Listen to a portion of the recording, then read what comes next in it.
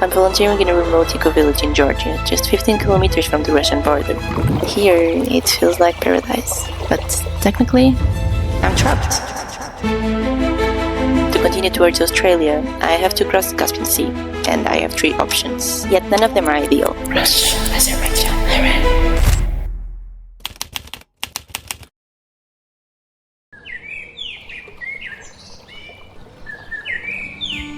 This is the land, the whole size is 6.5 hectares. Before it was like a farm during the Soviet Union. An eco-village is essentially a place where people live together with the common goal of being more sustainable. It is about embracing a minimalist lifestyle, deeply in touch with nature, and ensuring that everyone is treated equally. Honestly, being here so far has been like super good for me. It's like the first time since the beginning of the trip that I'm not constantly thinking about like I need to get a couch surfing or a work away or like I need somehow to find a place to sleep. After almost 2 months hitchhiking and moving places every other day, this was the perfect place to recharge, but also to prepare for the next steps. So there's this other girl here that she's hitchhiking from Germany to Thailand, more or less. And she already got her Russian visa. She told me a bit about how the process went, and apparently it's quite complicated, actually. I am trying to hitchhike all the way to Australia without flying, and the Caspian Sea was my first big obstacle. Azerbaijan has had its land borders closed since 2020. Iran was already facing rising tensions in the region at the time, and honestly, I didn't feel mature enough as a traveler to hitchhike alone across the country. Russia seemed like the most logical option. But there was one big problem. They really want us to go by bus or train, like we need to have the tickets. I cannot just say, yeah, we'll hitchhike, they won't let me in. The transit visa is already extremely expensive, and paying for the public transport could add another 150 euros to the cost.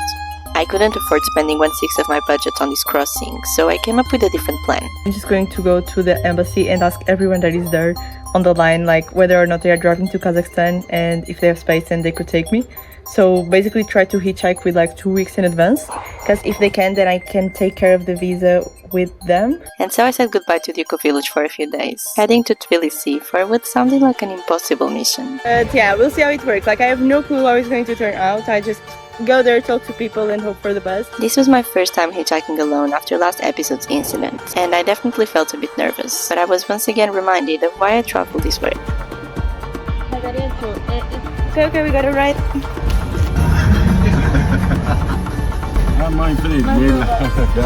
Not even 1 minute. Red lentils with some nettles, because we have a lot of nettles, right? Then I'm going to put some tahini. It's not because you fall off the 5 points that you will never cycle again. It didn't take long to reach the capital, where for the first time in 56 days, I decided to pay for accommodation. Okay, it's only €3, which is super nice. I was now settled, ready to spend the next few days approaching everyone at the visa center. I knew that finding someone willing to drive me 700 kilometers across Russia was very unlikely, but I was determined to do it. Are you perhaps driving or... No. Okay. Are you perhaps driving to Kazakhstan? I'm trying to see if someone is driving from Georgia to Kazakhstan and if they have a spot and I could join, basically. Are you driving to Russia, Kazakhstan? Just came from Russia to read down this.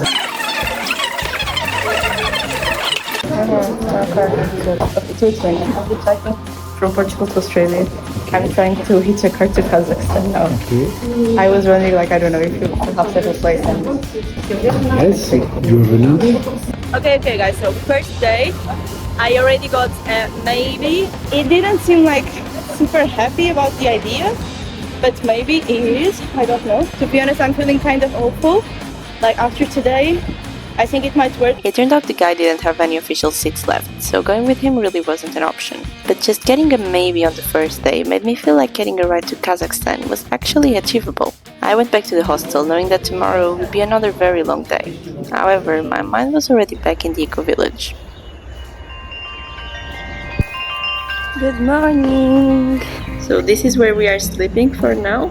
We are camping inside of the barn. Since the eco-village was quite new, the facilities were pretty basic, but we had everything we needed. In exchange for food and accommodation, I was volunteering 25 hours per week, mostly gardening and eco-building. However, we often worked together, so it felt more like a social hangout than an actual job.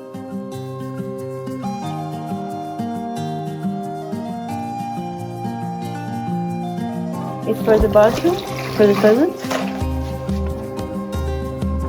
There are metal bars inside. And what is important is that the metal bars are not touching the edge of the box, because if the metal bar touch the edge, the metal bars will rust and then the beton will fail.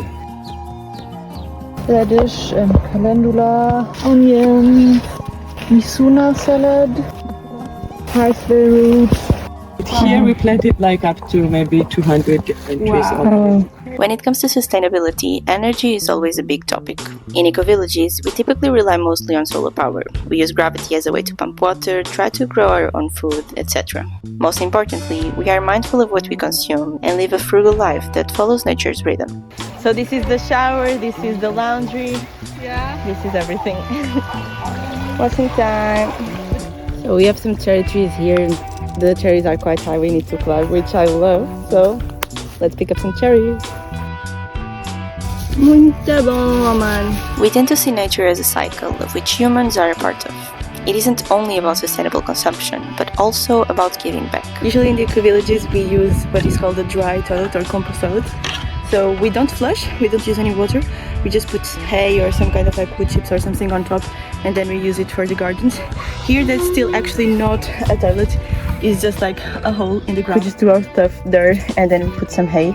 This is something that I actually kind of miss when I'm not in the eco community, because you just flush and you see like all the potential manure going away and wasting so much water. And it's kind of sad. Unfortunately, I wouldn't find a car at Eco Village, so I was still in Tbilisi trying to sort things out. Day 2, I'm going to the visa center until I get a ride to Kazakhstan. Yes. Are you perhaps driving to Kazakhstan? No, I'm driving to Batum. Are you perhaps driving to Kazakhstan? By the way, are you guys perhaps driving to Kazakhstan? Yes. Do you have a place in your car? The second day was a total fail and I was definitely starting to lose hope, but I did get lucky in one way. I met some overlanders heading east, and even though their cars were full, they introduced me to the overlanders community and shared some really insightful tips. Do you have Telegram Messenger? That's a great... And lots of overlanders are parking there in Tbilisi, so maybe you can find somewhere like that. For sure, yeah. I was added to groups on WhatsApp, Telegram and Facebook and told about websites like iOverlander, where apparently I could find campsites and talk to more drivers in person. So after the visa center closed, I headed out to search for them. Good morning. Good morning. Sorry, I have a bit of a hot question to ask. I'm doing a big trip. I'm hitchhiking from Portugal to Australia. And so I'm trying to find a car that is going now to Kazakhstan and that maybe has space and could take me. Me not. You don't have space? No. Okay. Sorry. Well, thank you anyway. Welcome. Have a nice journey. You too. Thank you. Вот. Так что в Казахстан когда не будет. Yeah, you don't know anyone that is driving to Kazakhstan. Returning tomorrow. Okay. We finished our trip here. Yeah. Thank you anyway. I hope you find it. Good luck. Yeah, thank you. After approaching everyone at this campsite, I still went to another one I found on the map, but it wasn't what I expected. I'm searching for people that are traveling by car and that are perhaps driving to Kazakhstan. My dad drives a car, but I think he's busy. Okay, so coming to the campsite was a huge fail. It doesn't seem like a campsite at all. There was like a family living there. This idea was not super amazing. I think it's better if I just stick to the Russian visa center. I was getting really demotivated. Finding someone who had a seat left on their vehicle was starting to feel impossible. I told myself I had one more day to find a car. Otherwise, I would have to start looking into other options. Okay guys, day 3 of going to the Russian visa center until I get a car. I think that if I don't find one today, I will book the appointment to do it by bus and train. I think 3 days is where I draw the line. I was once again back at the visa center by 10 a.m., ready to approach many more dozens of people. I was feeling so hopeless and was so sure everyone would say no that I didn't even film pretty much anything. By 1 o'clock, I was mentally preparing to accept failure, and that was exactly when the unexpected happened. I got a card, like from a French couple. They are going to Kazakhstan. They were there only at 1 and it closes at 2. So it was like the last hope that I had, and it worked out. So I'm so happy. We are going to Russia in 10 days.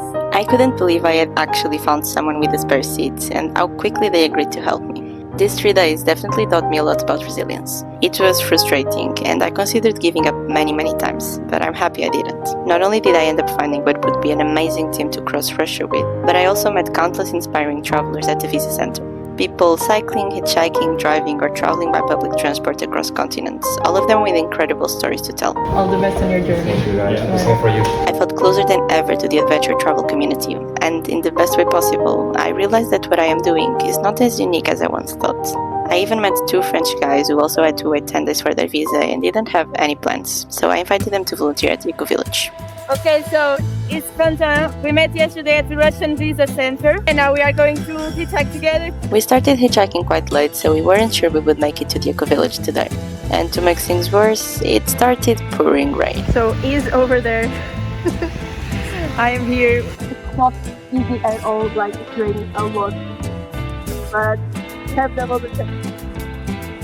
After 4 rides, we were still 50 kilometers away from the Eco Village, and the sun was starting to go down. We were already discussing whether we should continue hitchhiking or find a place to camp. But then a car stopped, and believe it or not, they offered us a place to sleep. Yeah, because of the weather and yeah. I don't think there will be car going here. Yeah, okay. Adlova, thank you so much. Thank you. Is that alright for you? Yeah, for sure. My father works there, Okay. so we're always there. We have lots of German volunteers as well. Oh, Where are you guys from? I'm from Portugal, he's from France. And we are now volunteering in an eco village, which is kind of a community as well. So it's funny actually. This family ran a community for disabled people, and they welcomed us with open arms. We were given a room for the night, invited for dinner, and introduced to many of the residents. And they were having like special dinner because it's the birthday of a guy, but the guy is not here, so it doesn't make any sense. But yeah, they are super nice. We had a great night of sleep, and the morning after, they allowed us to take the school bus to get out of the village. How do you feel about going back to school? Great.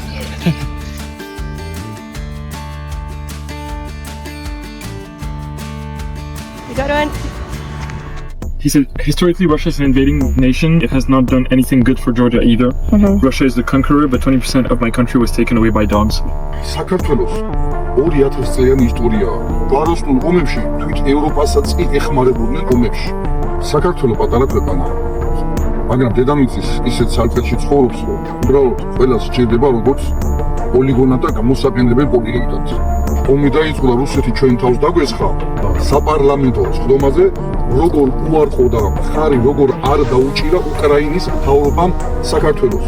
ეხლა როცა უკრაინა საკუთარ თავზე გამოსცადა და ზრდის, ეხლა ხვდება თუ რა არის არამხარდაჭერა, რომელიც ასე სჭირდება ახლა მას.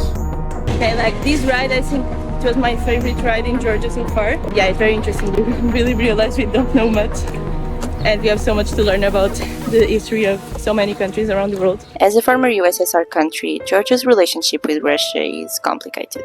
Most people here see Russia as their biggest threat, and there's a very real fear that if Ukraine falls, Georgia will be next. Since the war in Ukraine started, thousands of Russians have moved here. I met many of them at the hostels and through couchsurfing. Most told me they either chose to leave or were expelled because they disagree with the government. And despite the ongoing occupation of 20% of their land since 2008, Georgians treat the Russians surprisingly well. They seem to make a clear distinction between the people and the Kremlin. But the tension is at an all-time high, primarily among the younger generations, many of whom identify themselves as European. They accuse the current government of being pro-Russia, especially after they suspended the country's bid to join the EU. You can feel the anger on the streets of Tbilisi, through protests, graffitis, and flags flying everywhere.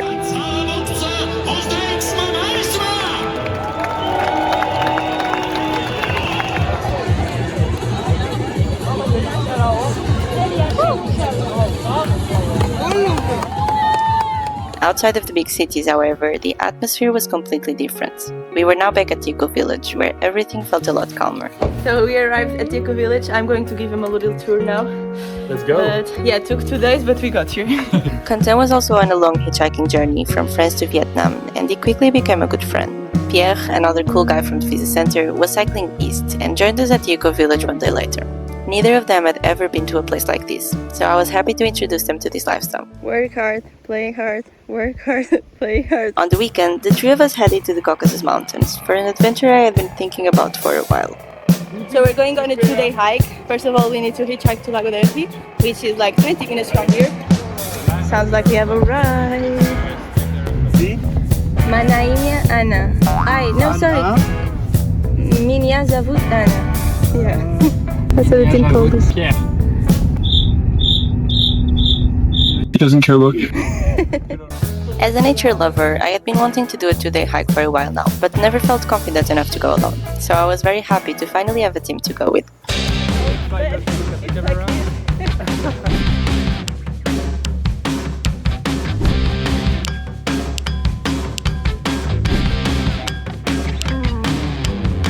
Yeah, like it's not an easy hike at all. We're going from around 600 meters all the way to 2000 in around 6 hours. So it's quite steep. The fog was so thick that we could barely see anything, but we kept going up and up until we finally reached the hut. You realized how random this is, like just 3 guys that randomly met on the business center, ended up volunteering together in the eco village, and now are going on a 2-day hike with 2 random dogs. There's like a water station there, so we are going to fill all our water bottles. Shut up! This guy is so annoying. We filled our bottles, hit up the stove, and just chilled with another hiker we met at the hut. And the morning after, the sky finally cleared up and presented us with an amazing view.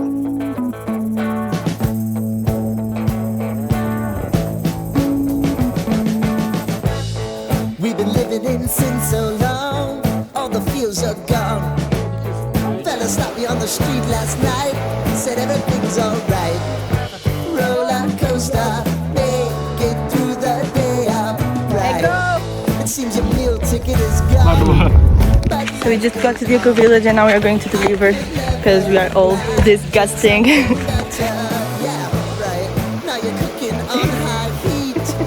Are you okay? As usual, the best part of volunteering at Eco Village was the people I met. Beyond working as a team, we ate together, played endless games, and supported each other whenever needed. Having volunteered at over 10 eco villages worldwide, I already knew this would be the perfect place to recharge. And I was right. But everything comes to an end, and it was time to say goodbye.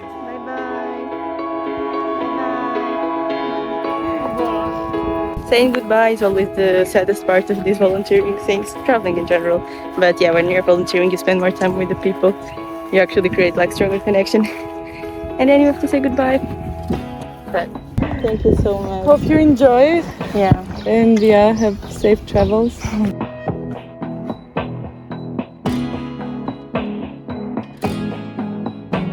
I will miss this place. It was very, very nice to be here. I hitchhiked to Tbilisi one last time to meet with my drivers and finally start the long-awaited Russian crossing. Okay guys, I got my visa. Oh, let's go. So happy. We are back to the parking lot. So this is the home for the next 4 days. Can't think of a better way to cross Russia. In the next episode, we'll embark on a 5-day journey to Kazakhstan, passing through some of the most tense and culturally diverse Russian republics. I'll be experiencing van life for the first time and wild camping in remote Russia to finally try to cross one of the most complex borders of this journey.